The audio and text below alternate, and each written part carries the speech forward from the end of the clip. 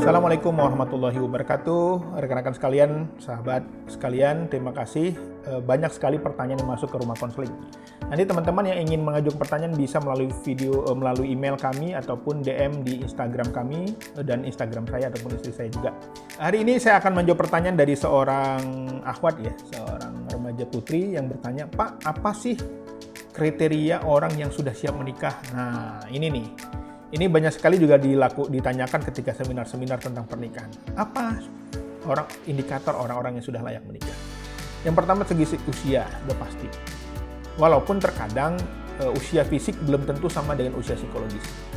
Banyak sekarang perceraian terjadi karena ketidakmatangan, kekanak-kanakan.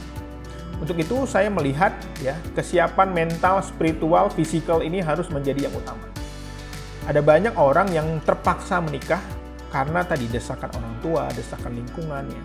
Padahal sebenarnya itu semua memang harus disiapkan. Jangan ketika usia sudah 30 baru bingung, wah aku harus menikah ya karena tuntutan. Tetapi kita sejak sekarang, sejak sekolah, orang tua sudah menyiapkan anak-anaknya menjadi seorang ibu yang baik. Ayah yang bertanggung jawab, yang punya jiwa kepemimpinan. Jadi yang pertama menurut saya adalah kesiapan dari spiritualitas, mentalitas, dan fisik. Ini penting. Ya, bahwa dia memahami tentang tujuan pernikahan, dia memahami bahwa tujuan menikah itu apa? Untuk meningkatkan iman dan takwa, untuk melindungi kita dari perzinahan, untuk kita bisa melanjutkan reproduksi sebagai orang tua, untuk membuat jiwa kita menjadi tenang, dan lain-lain. Dan ini penting secara spiritualitas bahwa menikah itu dalam Islam adalah bagian dari sunnatullah, bagian dari sunnah Nabi Muhammad SAW. Untuk itu, siapkan ilmunya.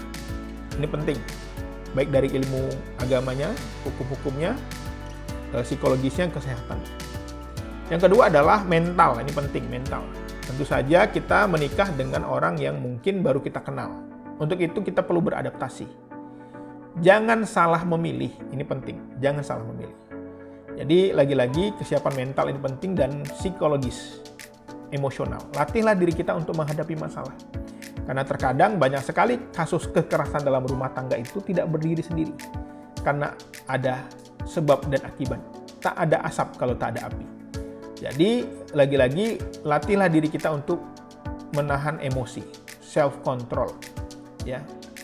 Jangan meledak gitu ya. Meledak, yang itu mudah sekali memancing pertengkaran dalam rumah. Dan yang kedua tadi, aspek kesehatan ini penting juga, ada produksi.